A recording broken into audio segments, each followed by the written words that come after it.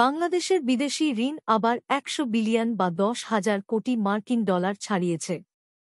এর আগে গত বছরের ডিসেম্বরে প্রথমবারের মতো বিদেশি ঋণের স্থিতি ১০০ বিলিয়ন ডলার ছাড়িয়েছিল।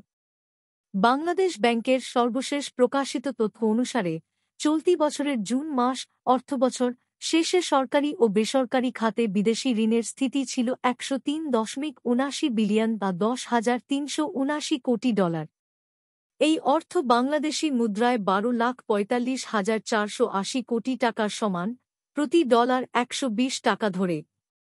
কেন্দ্রীয় ব্যাংকের তথ্য অনুসারে গত মার্চ মাসে বিদেশি ঋণের স্থিতি ছিল ৯৯.৩১ বিলিয়ন বা ৯,৯৩১ কোটি ডলার। সেই হিসাবে গত ৩ মাসের ব্যবধানে বিদেশি ঋণের স্থিতি বেড়েছে ৪৪৮ কোটি ডলার। এর আগে ২০২৩ সালের ডিসেম্বরে বিদেশি ঋণের পরিমাণ প্রথমবারের মতো ১০০ বিলিয়ন বা ১০,০০০ কোটি মার্কিন ডলার ছাড়িয়ে যায়।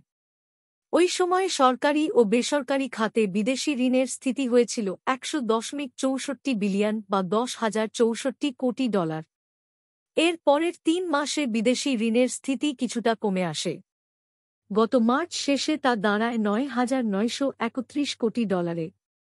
তবে পরের ৩ মাসে বিদেশি ঋণ আবার বৃদ্ধি পেয়ে ১০০ বিলিয়ন ডলার ছাড়িয়ে গেছে। বাংলাদেশ ব্যাংকের তথ্য অনুযায়ী ২০১৫-১৬ অর্থবছর শেষে বিদেশি ঋণের স্থিতি ছিল ৪১.১৭ বিলিয়ন বা ৪,১১৭ কোটি ডলার। অর্থাৎ গত ৯ বছরে বাংলাদেশের বিদেশি ঋণ বেড়েছে দ্বিগুণের বেশি। Immigration to Canada.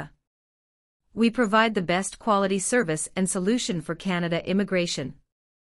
Please visit our website and contact for details.